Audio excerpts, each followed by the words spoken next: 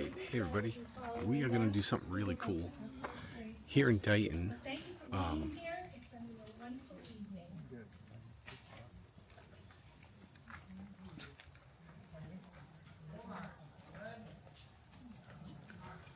Alright, hey everybody, we are here in Dighton, Massachusetts. We're having a Dighton celebrating 250 years of America.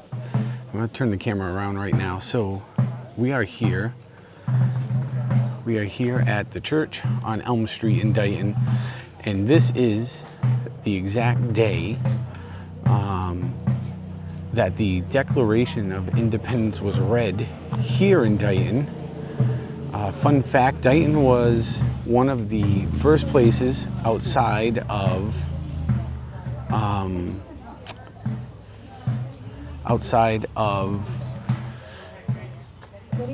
Philadelphia where it was first read. It was first read in Massachusetts here before it went up to Boston. So it's really cool.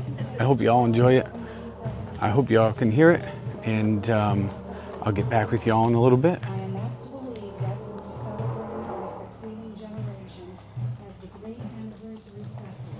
It ought to be commemorated as a day of deliverance by solemn acts of devotion to God Almighty.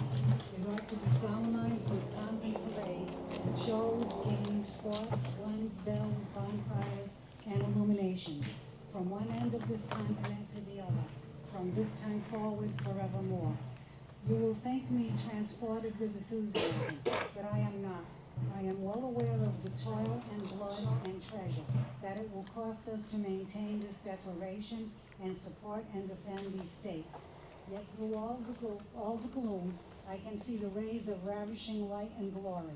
I can see that the end is more than worth all the means, and that posterity will triumph in that day's transaction, even although we should rue it, which I trust in God we shall not.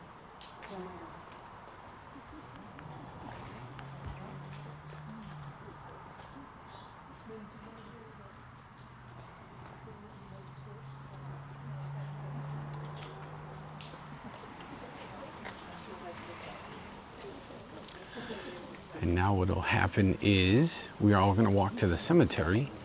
And what happens now is that, let me zoom out a little bit. Here we go.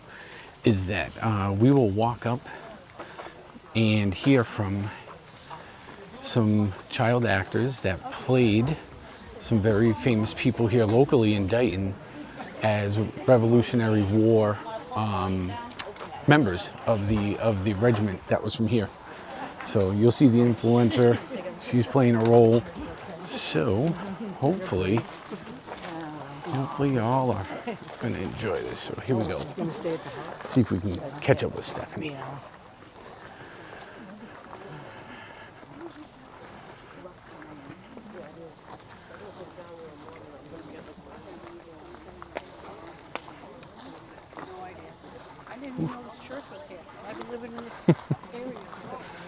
You can see people got lanterns. Here's Stephanie. All right. How cool. Oh, all right. We will try to maybe get a little bit closer. And I'm hoping that the battery lasts because I didn't bring the anchor. I'm trying to go minimalist, so let's see if we can get somewhere where you guys can hear.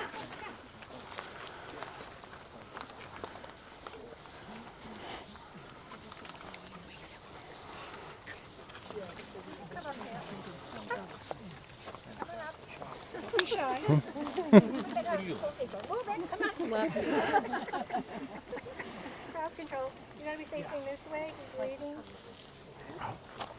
Cool. Come on. Step up a little more. Fill it in.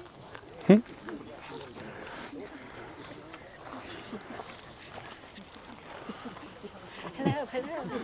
Giving orders as usual. Yeah, I hope you're not sweating in that. I gotta wash it for you. I didn't even like recognize you. She said, "Look at that." Look in the outfit.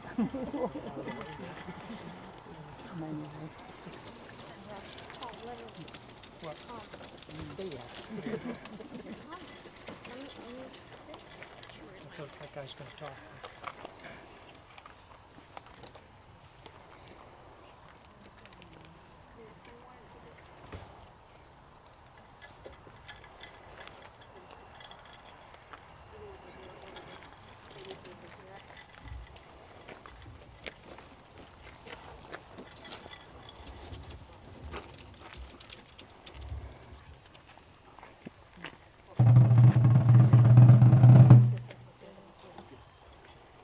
Abiel Whitmarsh was born in Dighton, Massachusetts, to Jonathan Whitmarsh and Rebecca Talbot. He married Mary Holmes in 1763 in Dighton, Massachusetts. Abiel and Mary had 4 children. Their son Holmes also served during the Revolutionary War. Abiel owned a farm on Milk Street. Abiel Whitmarsh died on March 16, 1816 in Dighton, Massachusetts. Lieutenant Abiel Whitmarsh served from 1776 to 1780. He was commissioned in April of 1776. He served in multiple regiments through the war. Some examples of his service are a second lieutenant in Captain Ephraim Hathaway's company in the 2nd Bristol Regiment of the Massachusetts Militia in 1776, a lieutenant in command of a company under Colonel Thomas Carpenter's regiment in July 1780, and as lieutenant in Captain Henry II's company on August 2nd, 1780, when the company marched to Rhode Island on a line. Thank you.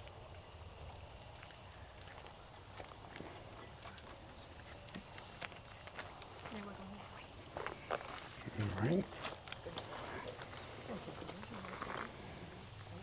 Do the rest now. Hey.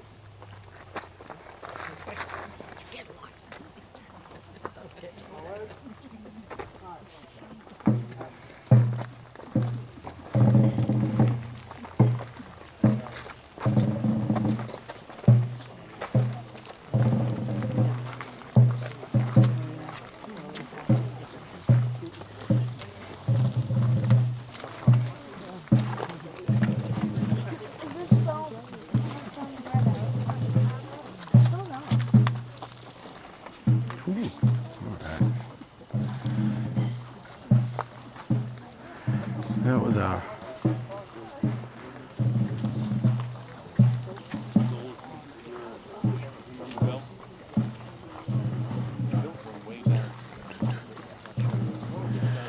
all right. Well, that was the first stop.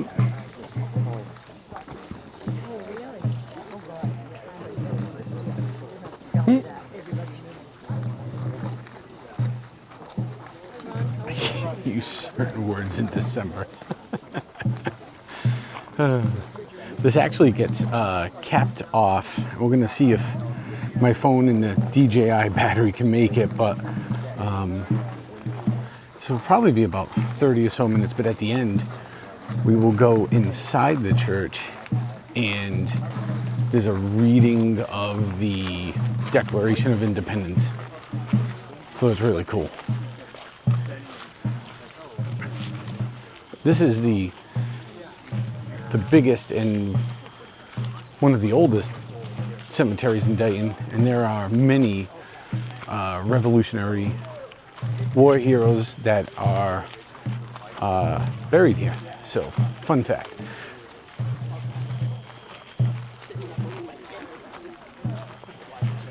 Dighton, 1000% has a lot of history, especially when it comes to the Revolutionary War. So,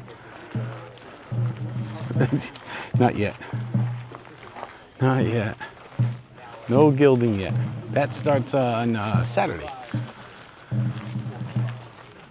Well, really Sunday. Maybe Saturday night. We'll see how fast we get to our rest stop in Georgia that we're going to be making.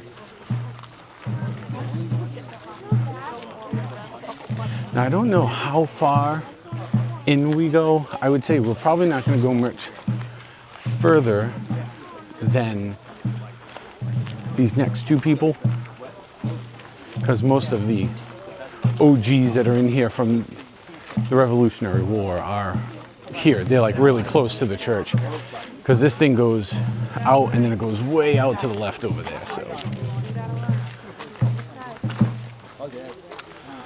and this time we'll see if we can get next to the speaker. make it a little bit louder for you guys.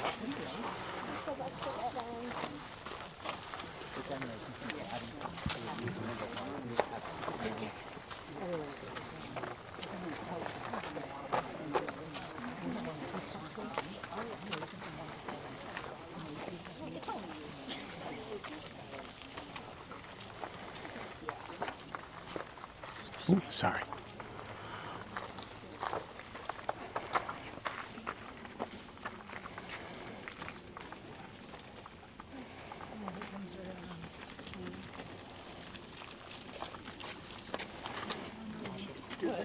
Oh, I'm so sorry. That's okay. It's okay. Watch your foot.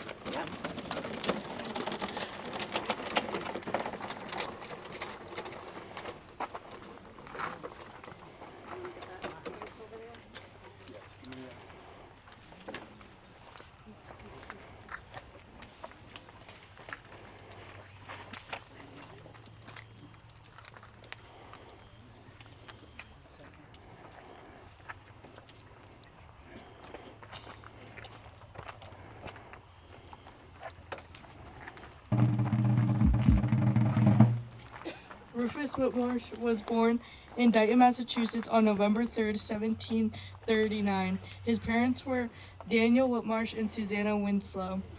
In November 1770, he married Mary Dean and Raynham, and they had 5 children. Rufus Whitmarsh was very active in local politics, serving on many committees as well as a selectman. He rented his house to Ezra Stiles and William Ellery. Rufus died on August 7th, 1829 in Dighton at the age of 87. Rufus was a private in Captain Henry II's company, Colonial Hathaway's regiment. He marched on August 2nd, 1780. It was discharged August 7th, 1780, with service of 6 days. II's company marched to Rhode Island on alarm.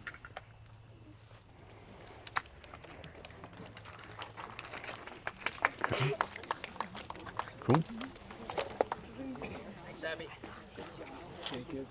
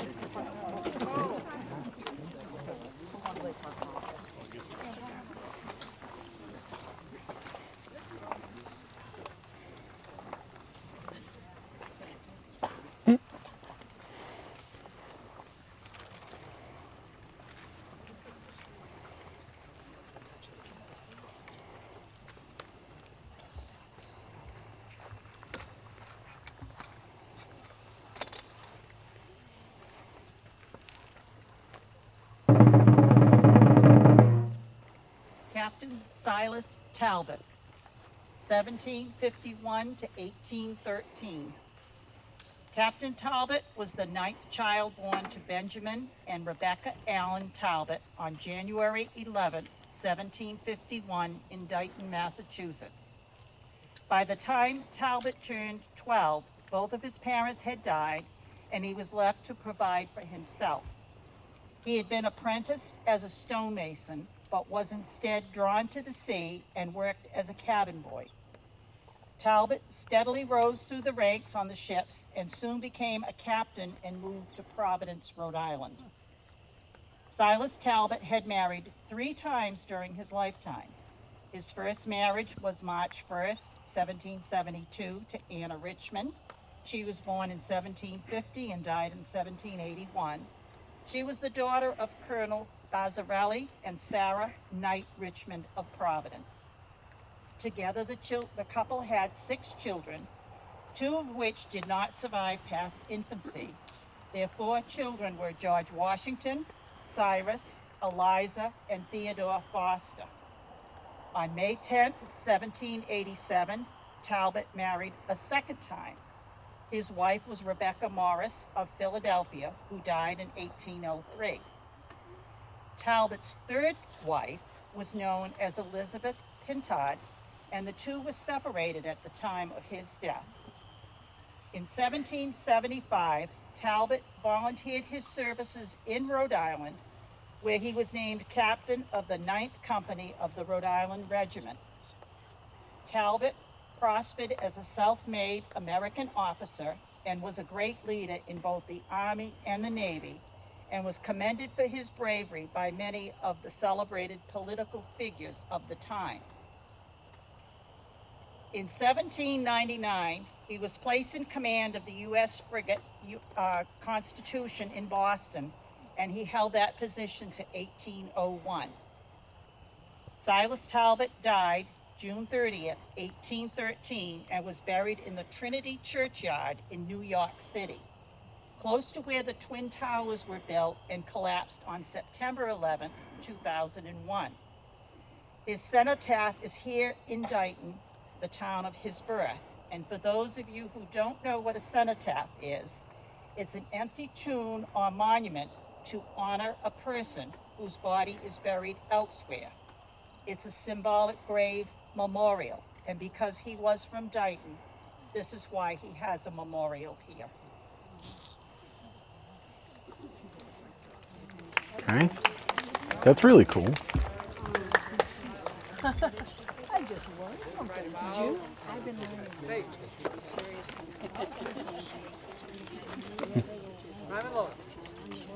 Uh-oh. I think we're gonna get some boom booms here.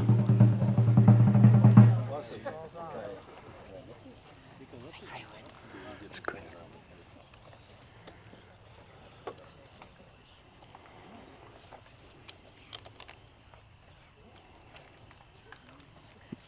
Hold it when you're ready. Second right, step up.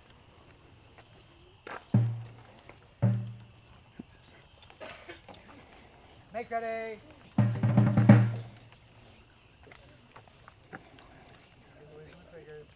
Hey, game. Fire. Controls on. Shoulder, file.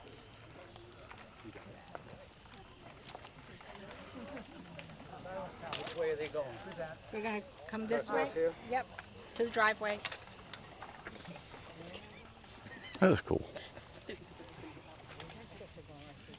Alert, file.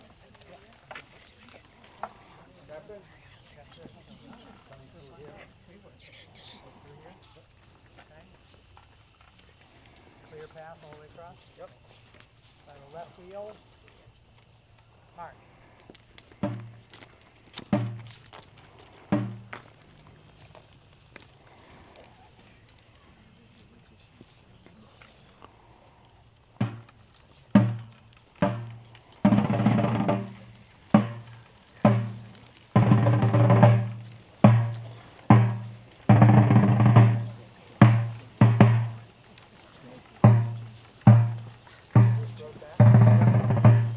Arrival left wheel.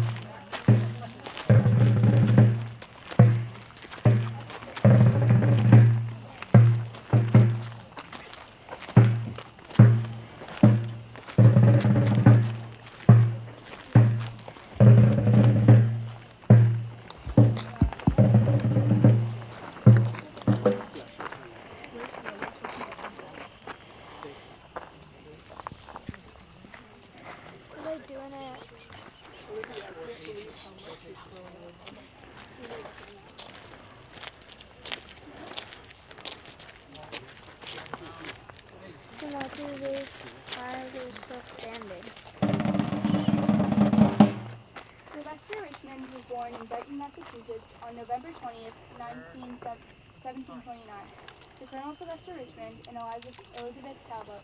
He married Abigail Nightingale on January 10th, 1768, in Rhode Island. They had 10 children. He was a town moderator and a town selectman. Sylvester died on July 11th, 1797, at the age of 68. Sylvester served in the Revolution as a major and a lieutenant colonel. He was commissioned first major on February 8, 1776, at 47 years old, while in Colonel Edward Pope's regiment of the Mass Militia. He marched on December 8, 1776, to Rhode Island on an alarm. He was chosen lieutenant colonel on June 9, 1778. He engaged in an alarm on August 18, 1778, in Rhode Island, and an alarm on July 29, 1780, in Rhode Island.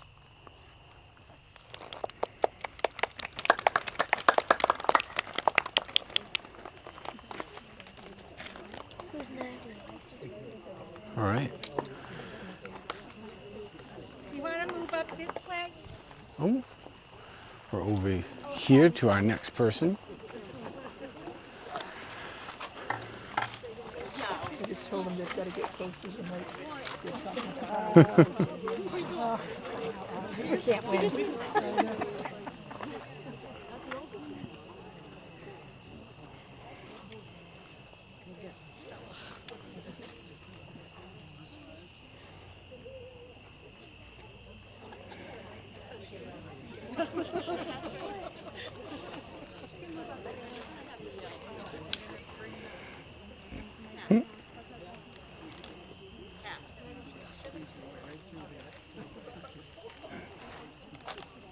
Drop that box here if you want. Close to them, we'll move fast.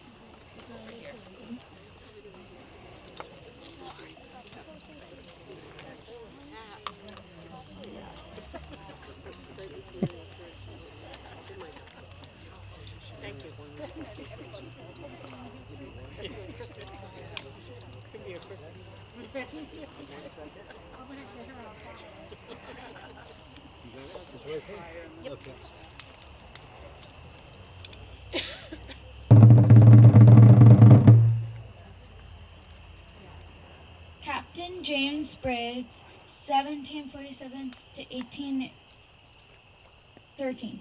Captain James Briggs was born on December 20th, 1747. His parents were James Briggs and Anne Pitts. He married Hannah Shaw on March 21st, 1767, in Dighton, Massachusetts. They had 10 children together, including Dighton's well-known stout George Briggs. Captain James Briggs died on August 16, 1813, in Dighton. James Briggs was a captain in Colonel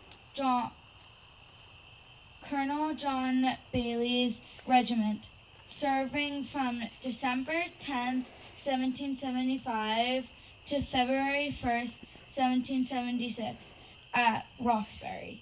He also served in Colonel Thomas Carpenter's regiment, marching in July 1776 to join the Continental Army in New York in October 1777.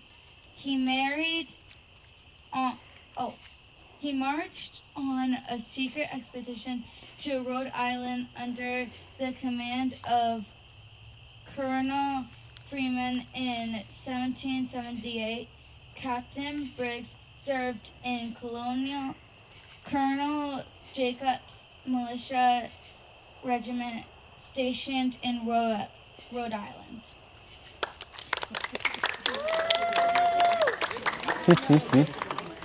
All right. Cool. Hey, Crystal. All right. And now, so we got some of the militia here still. We're just kind of hanging out. No, I'm good. We'll march. Forward. March. Ooh, better get out of the way. Get run over. Great job, John. Oh, we're trying. We're trying. You guys are all live on YouTube right now. Great. No pressure. I didn't know this was a Disney production. I know, right? Straight from the studios, live from Hollywood. Oh,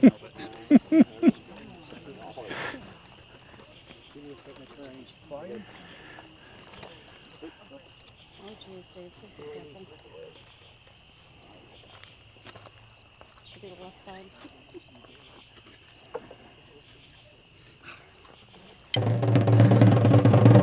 Just good. Captain James Briggs. Captain James Briggs was born on July 11th, 1759 in Freetown, Massachusetts, to David Briggs and Sybil Cudworth. He married Lydia Phillips, daughter of Ebenezer Phillips of Dighton, in November 1784 in Dighton, Massachusetts. They had 4 children together. After the Revolutionary War, Captain James Briggs was involved in the maritime industry. James Briggs died on May 20th, 1846. James Briggs mustered in August 1775 as a substitute for Gideon Briggs of Berkeley, serving as a private in Captain Tubbs' company, Colonel Timothy Walker's regiment. He received a bounty coat for his service at Roxbury, siege of Boston, in November 1775. In 1776, he was stationed at Dorchester Hill. During the war, James Briggs also served with the Rhode Island militia and in and as a privateer in the South Carolina Sea Service. He marched on alarm to Tiverton, Rhode Island on August 2nd, 1780, as lieutenant in Captain Elijah Walker's company, Colonel Hathaway's regiment. Okay. Right about. Hey. There. And now I think we're coming up to, for those of you that watch, you're going to see the little influencer.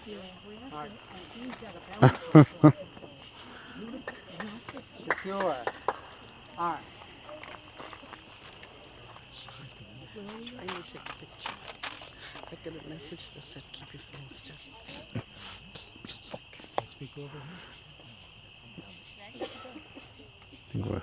I think we're going up there. Okay. I don't see anybody else. Forward. Mark.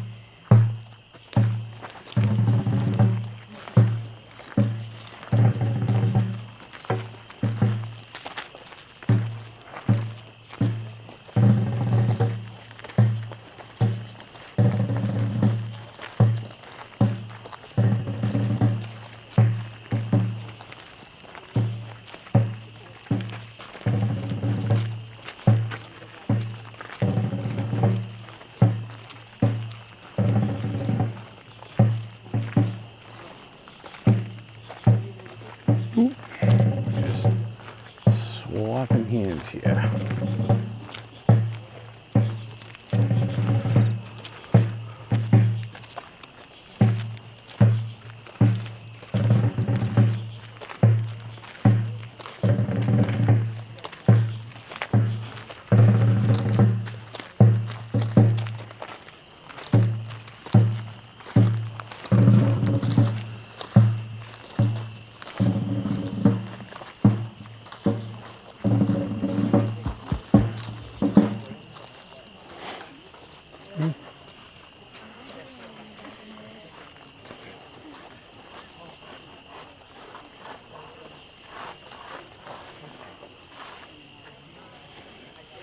Let's come over here. We'll get a picture of Stella.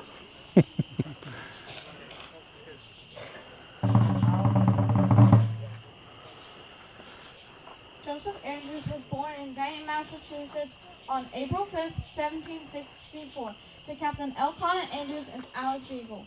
He married Nancy Talbot on August 5th, 1793 in Dighton.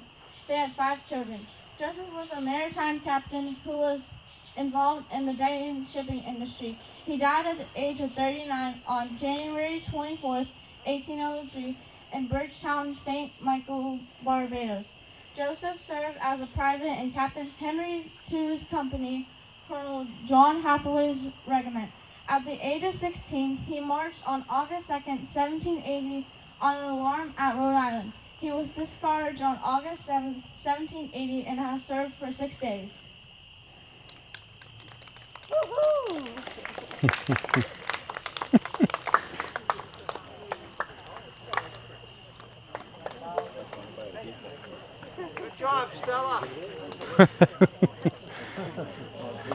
Stella's, yeah, Stella's popular around here. Oh, She's yeah. following in her father's footsteps. Yep. Keep that little lip. Sorry, I just don't want you to trip. Thanks. All right, and now, provided my batteries all last, which I think they're gonna. Hey Belle, look who's in my chat right now. Crystal and Greg. Yay! Yeah. Hey, Belle. I'm good. But there was no Mickey Mouse in those days, was there? No, Today there is. See? Oh. There she is. Hi. Oh, cool. My video was very grainy. I got it. Well, we're gonna have it here. It'll live on YouTube forever. Okay. Well, that'll work. Where'd Stella go? Hey Belle, look at this. Crystal says hello. What your Uncle Greg wrote. Couple of times last week at my house. Thank you. Wait, watch. There she is. Thank you. Hi. Who's that? Ah.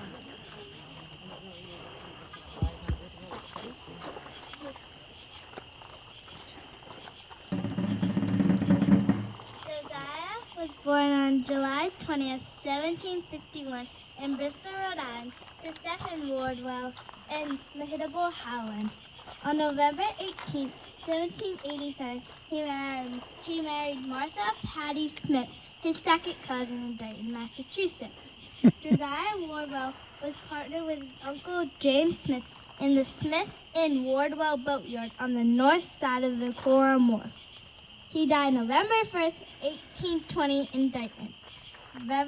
Revolutionary War service. Josiah Wardwell enlisted in the Rhode Island Militia in September 1776 in Bristol, Rhode Island. He served as a corporal in Captain Thomas Allen's company and Colonel John Clark's regiment.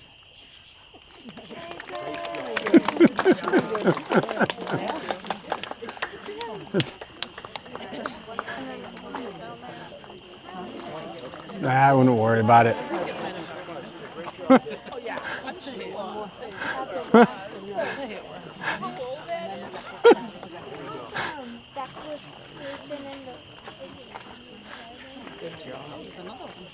Oh, there's one more. Oh, there's another one. More of them buried down here. All right.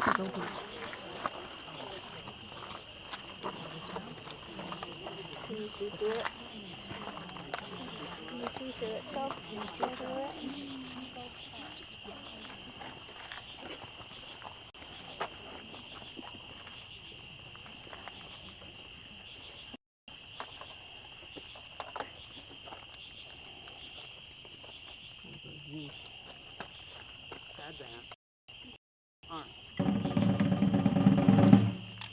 Lieutenant James Smith was born in Bristol, Rhode Island on May 3, 1745, to Samuel Smith and Elizabeth Drown.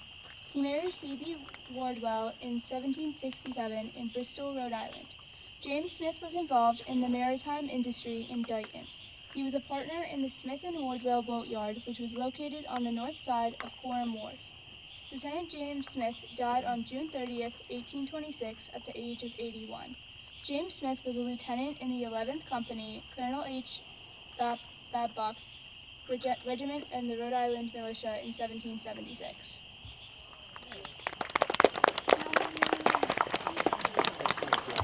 Okay.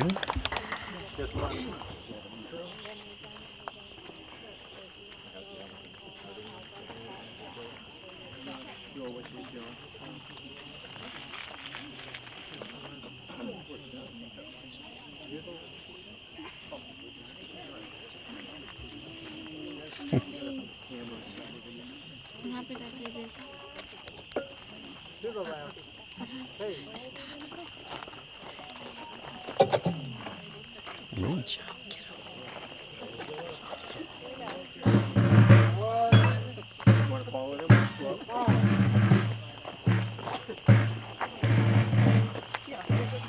All right, well, the microphone battery's only got 10% left. Probably should have charged that too. Oh boy. We'll see what happens. I don't know what happens if the microphone dies. Not really sure if there's an internal one. We're gonna find out though. Good job. Oh my gosh, some bad stuff. How do you pronounce that?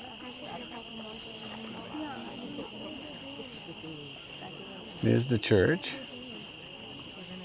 Really cool.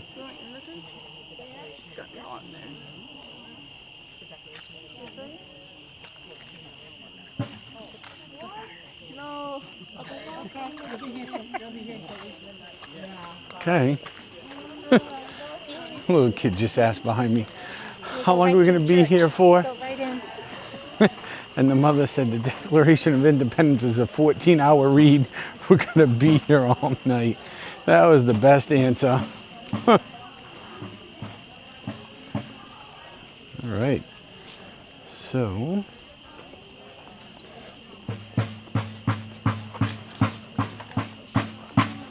oh, they said we're going to go right in.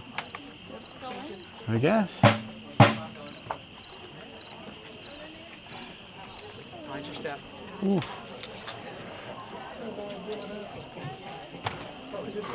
Wow, it's hot out there. All right. So that they don't bump into Yeah, also.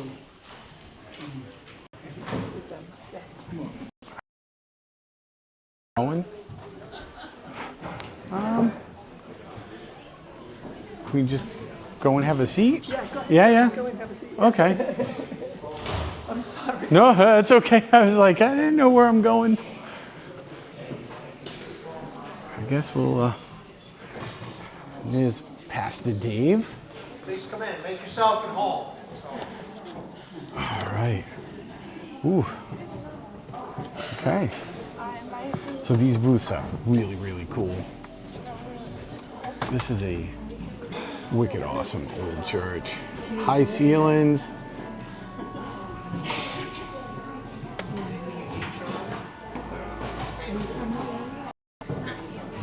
Ooh, you don't want to see me.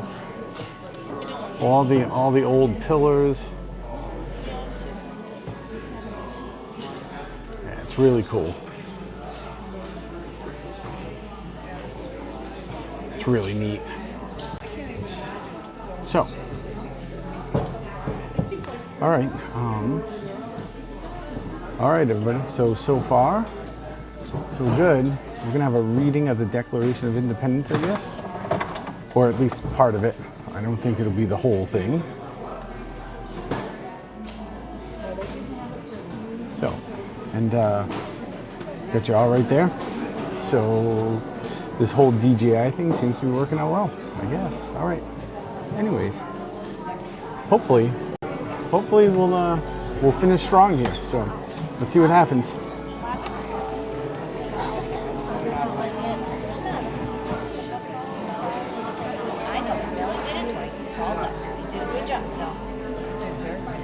That was a great job, kid. I'm surprised you could still see it was getting so dark. I thought you were going to have to One went like here. That's like my blood's like lifted off. Come down here right now. It looked like one. I didn't know that you could tell, but there's one on my hands. There's one. It's a bug bite. It's like a mosquito. Oh, this event is at the Dighton Community Church. Who hosts it though? Is it the church or is it the Historical Society? I think it's the Historical Society that is hosting this event, and I guess they do it every year. They typically do it on the 4th of July, but for America's 250th, they decided to do it on the day that the Declaration of Independence was actually read here. Oh, and then, so Stephanie has the advertisement right here. So that was the advertisement that was given out. So yeah, it's really cool.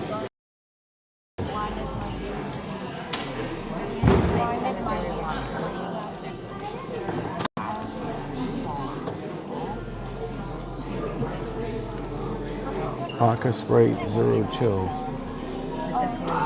That's how you kill Master. Excellent. And as you all know, we will be making our way down to Disney very soon. You see I'm getting a little lag here. Hopefully it won't be too laggy.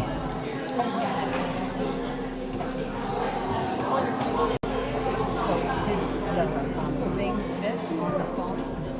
Fit okay? Yeah. I'm wanting a different phone. All right. Okay.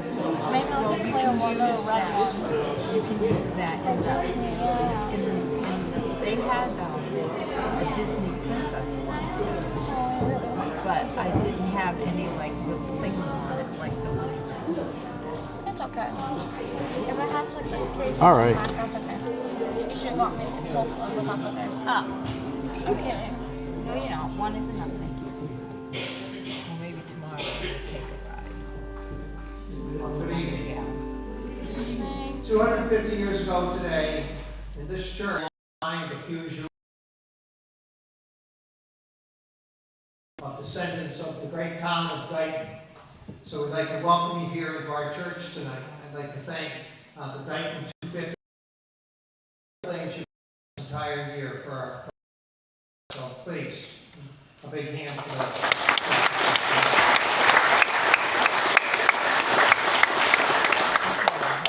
Karen Potter, thank you. We'd like to rise at this time. We're going to salute the flag of the United States of America. Perfect. And I'll introduce our speaker. So, will you join with me in the pledge? I pledge Allegiance to the flag of the United States of America and to the republic for which it stands, one nation, under God, indivisible, with liberty and justice for all. Said 250 years ago, this very day, the Declaration of Independence was read in this church by our first minister, Reverend Dr. Ezra Stiles. I got a drawing of him, handsome fellow. Dr. Stiles went on to be the president of Yale College, and one of the 5 colleges at Yale University is named Ezra Stiles College. He's been called the most learned man of his generation in America, so he was quite a gentleman. So I'd like to preface the reading with a short quote from Dr. Stiles' diary. Quote, August 18th, 1776, Lord's Day at Dighton. After sermon, I read the Declaration of Independence by orders of authority, it having been ordered to be read in all public congregations in Massachusetts. Let me begin the reading. In Congress, July 4th, 1776, the unanimous declaration of the 13 United States of America. When in the course of human events, it becomes necessary for one people to dissolve the political bands which have connected them with another, and to assume among the powers of the earth the separate and equal station to which the laws of nature and of nature's God entitle them.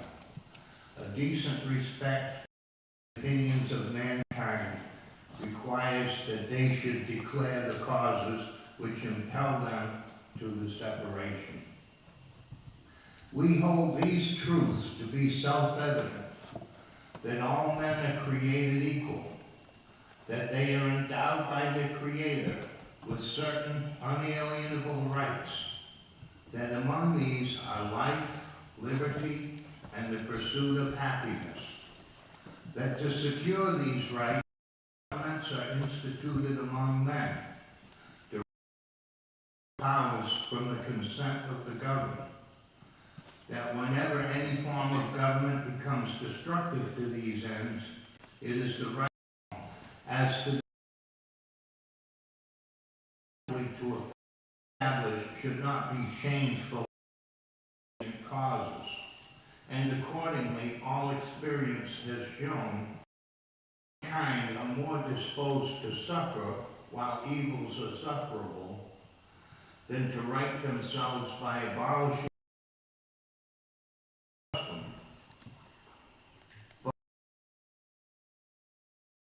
patients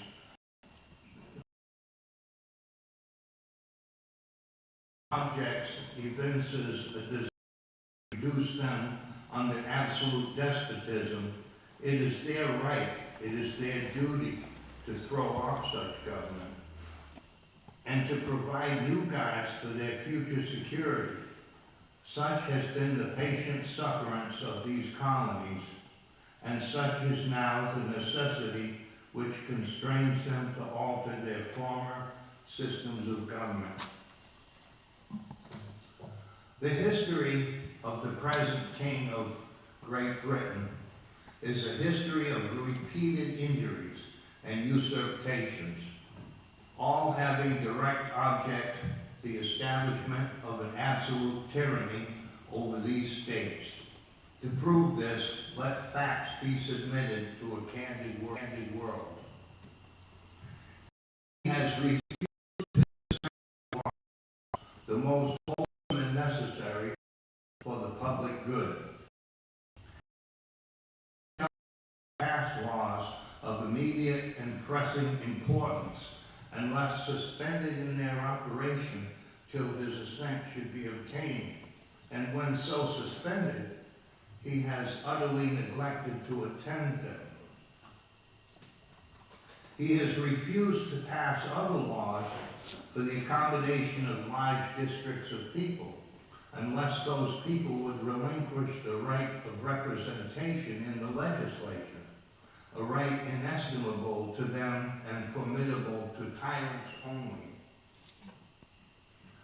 He has called together legislative bodies at places unusual, uncomfortable, and distant from their repository of their public records, for the sole purpose of fatiguing them into compliance with his measures. He has dissolved representative houses repeatedly for opposing with manly firmness his invasions on the rights of people.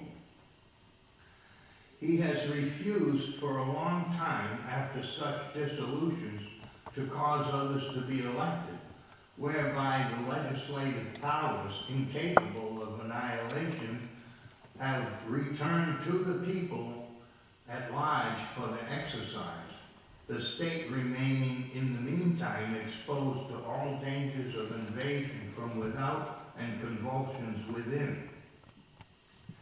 He has endeavored to prevent the population of these states, for that purpose obstructing the laws for naturalization of foreigners, refusing to pass others to encourage their migrations hither, and raising the conditions of new appropriations of land.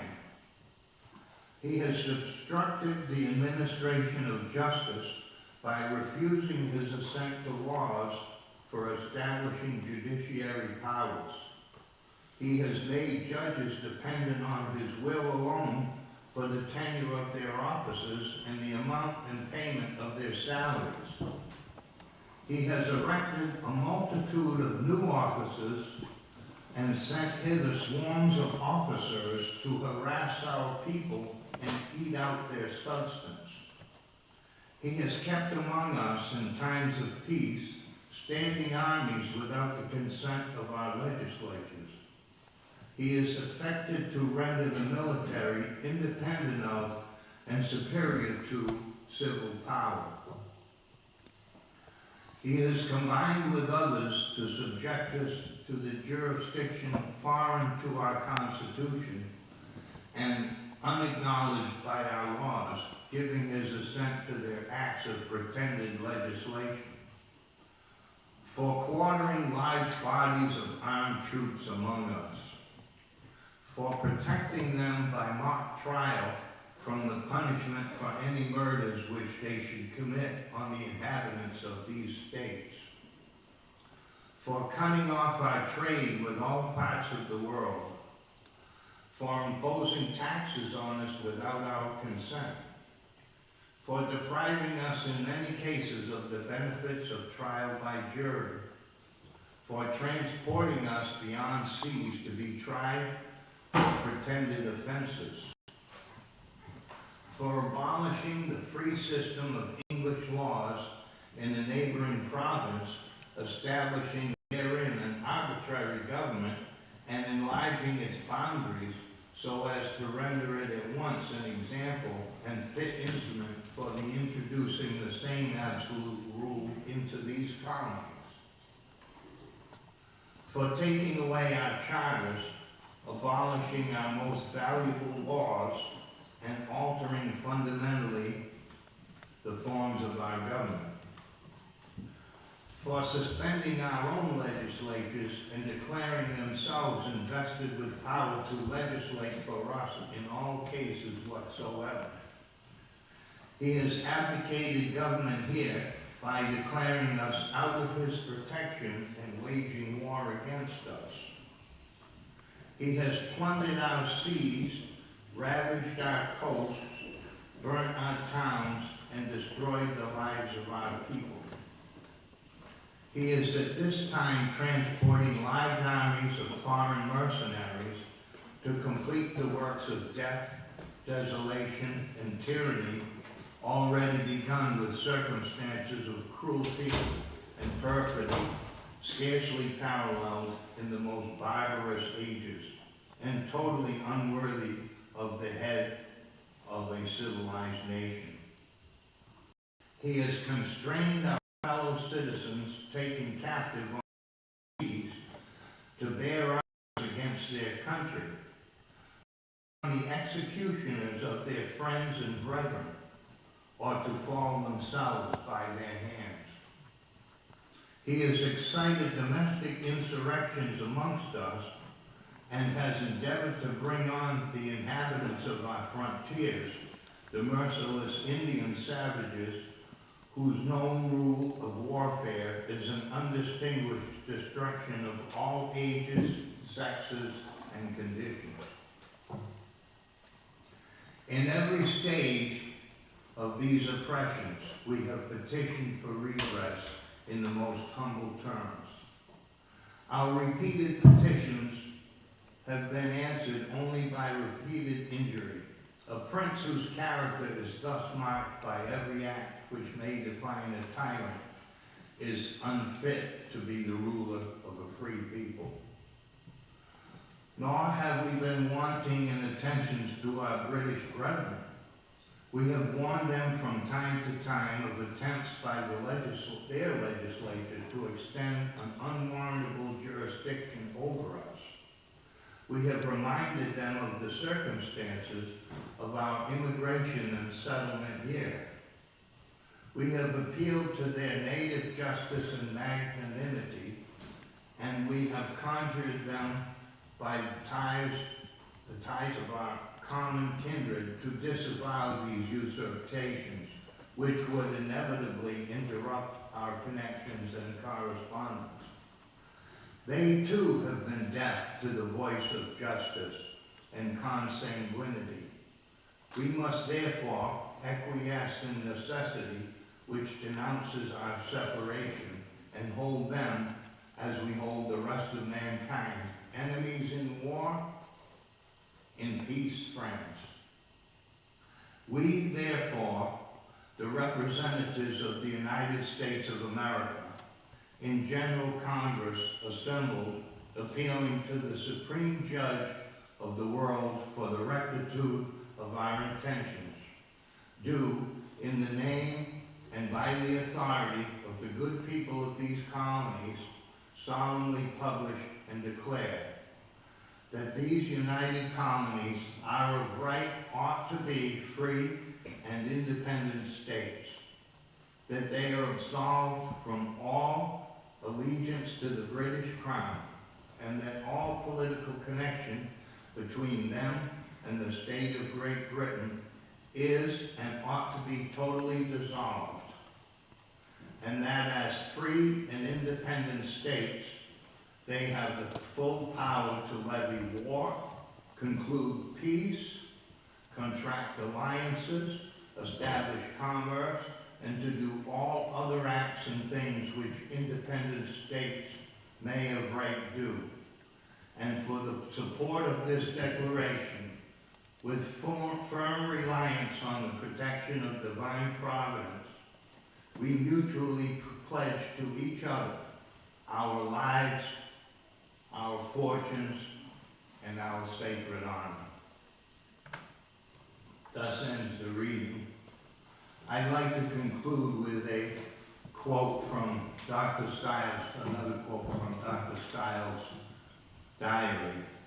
Quote, "Thus the Congress have tied a Gordian knot, which the Parliament will find they can neither cut nor untie. The 13 united colonies now rise into an independent republic among the kingdoms, states, and empires on earth.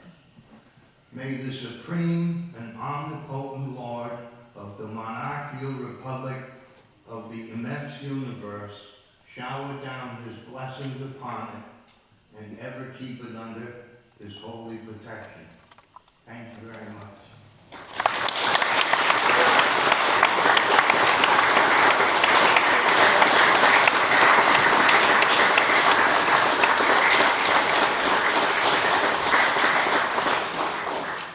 Thank you, Charlie.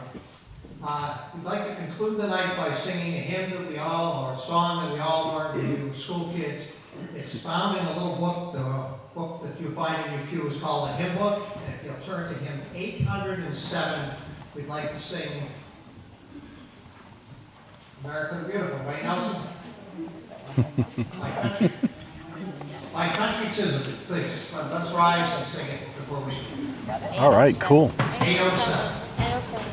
That's 799. Okay.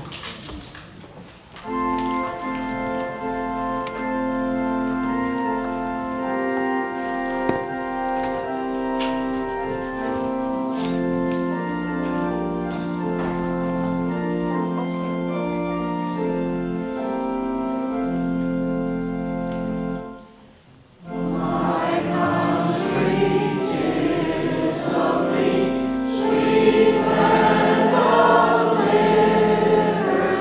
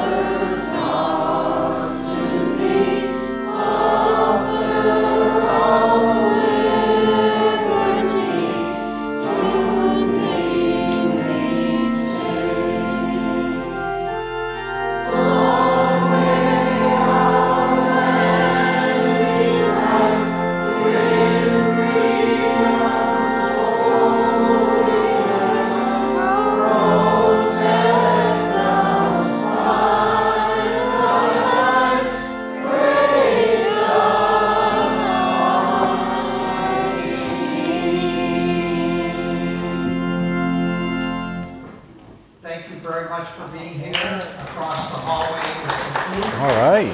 How cool. Simple benediction that we hear 100,000 times, but it's very true. May God bless you, and may God bless the United States of America. God Hoorah. bless. All right. How cool. How very cool. Hey, you zoomed way in. Really? Yeah, I was. Wow. I was. All right. Well, so I guess that's it. That's it. There's no more. Here is Stella. Hello. So she actually, I was in it. she read the part about Henry II, and she was in, I was right? in 1776. which was a play that the Historical Society put on here in town. So But now they did it at the Dighton Community Church. They did. And so Henry II, I was Captain John Hathaway? No, Jonathan Edwards. Oh, Jonathan Edwards. All right. Anyways, we're wrapping up here. So thank you all for joining me. I hope you all liked it. And I guess my new equipment works well. So stay tuned for more. We'll be on the road to Disney starting Saturday. So look for some more streams coming over the next week. So I guess for right now, we will just see you all later. Thanks, everybody. Have a great night. I think. Maybe not. Maybe? Maybe not. Maybe I don't not. know. All right.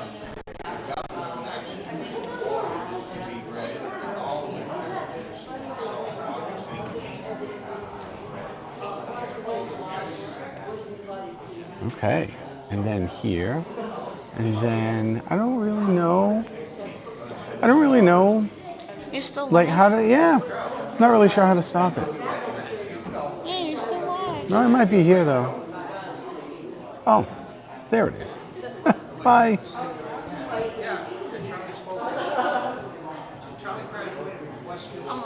Okay. How cool.